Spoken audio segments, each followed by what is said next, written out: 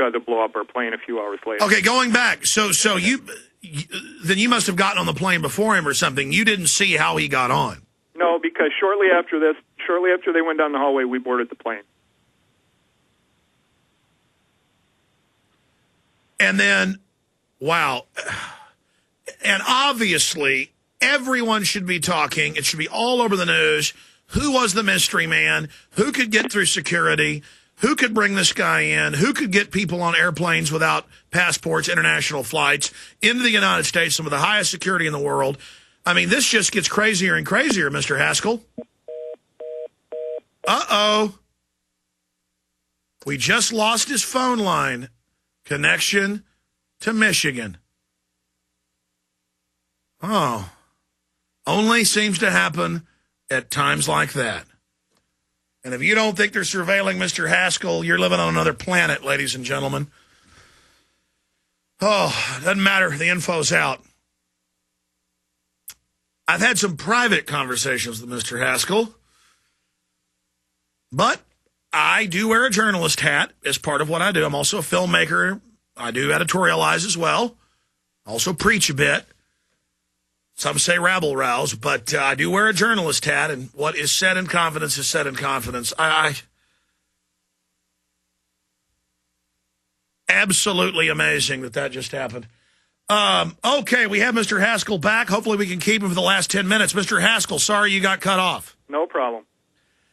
Okay, we were getting up to the point, just briefly, of how could this person get him on the plane? I mean, what gravitas did he have with airport security? You're asking me? Yes, sir. I really don't want to speculate on it other than, I can see three possibilities, and which one you think it was, I don't know.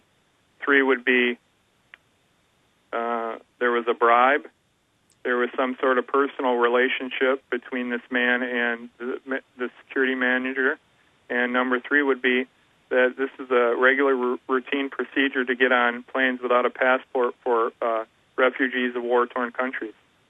Well, it's not. They've got to get special letters from the embassy. That's yeah, go ahead. Pick which one of the three you think it is. To me, those are the only choices. Or he was an intelligence agent telling the young fool he was part of a drill. Okay. Wow.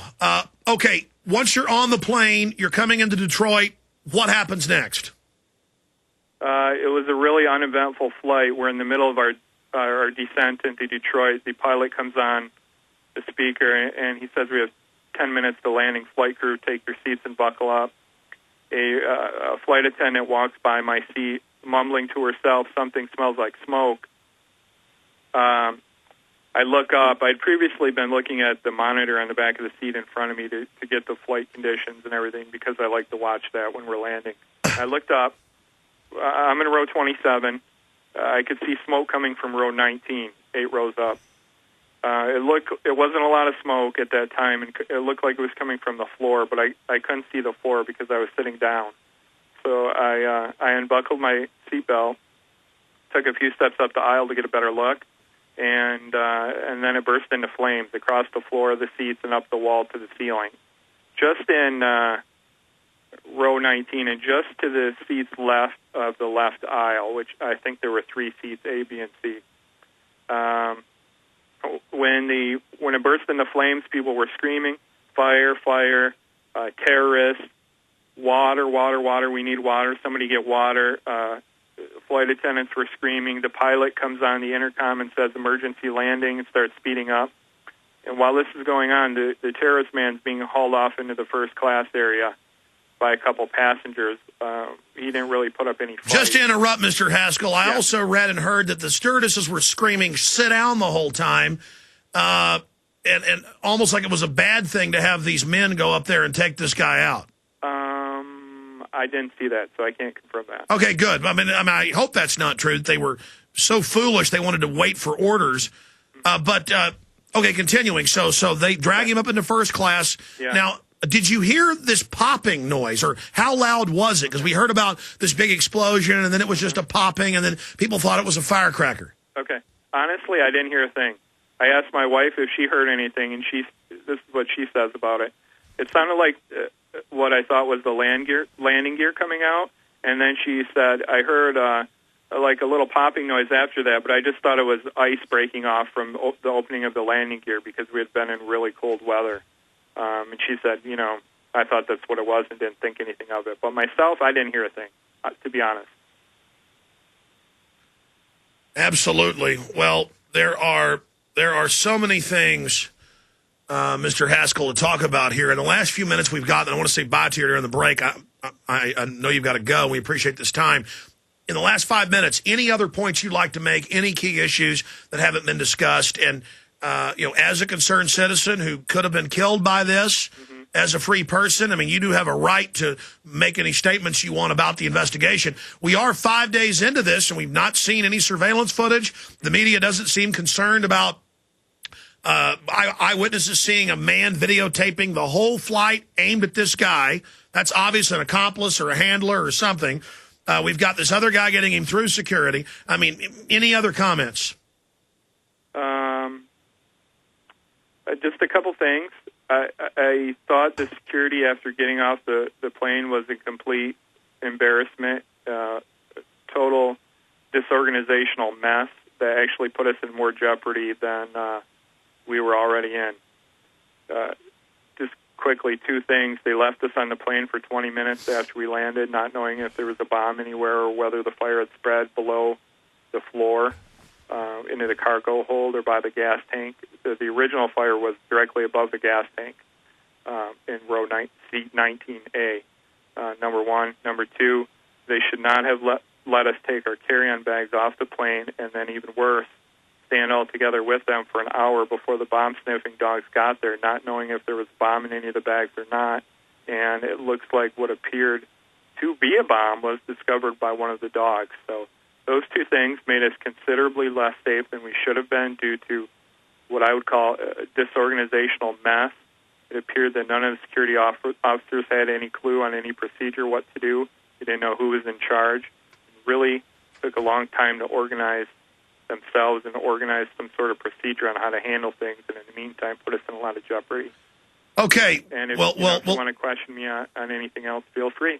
Well, let me do that here at the end, and hopefully we can have you back up a little bit in the days to come because you are and your wife are key eyewitnesses. And again, it's being confirmed by other people on the plane. We're going to play the clip after you leave saying this guy was videotaping the whole flight. Yeah. They've given multiple interviews. Very suspicious there.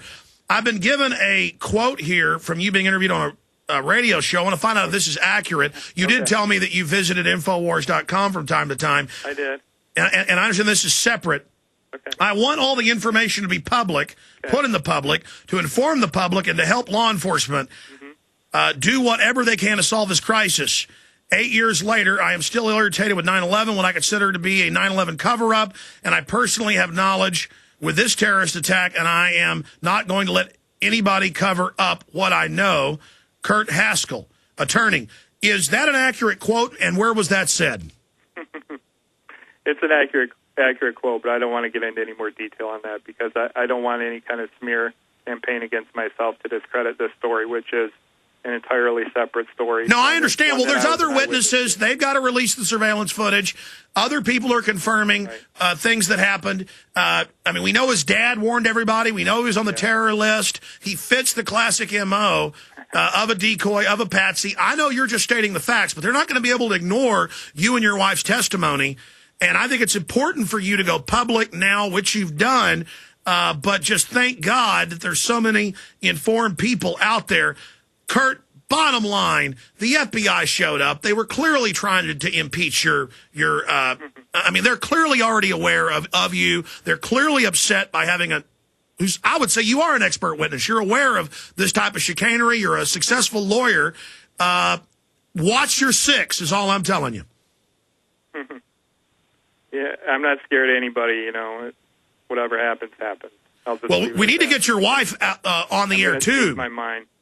No, I understand, but we need to get your wife. Just so you know, my wife is very ill today. She's come down with a bad case of the flu, and she's really not doing any interviews today.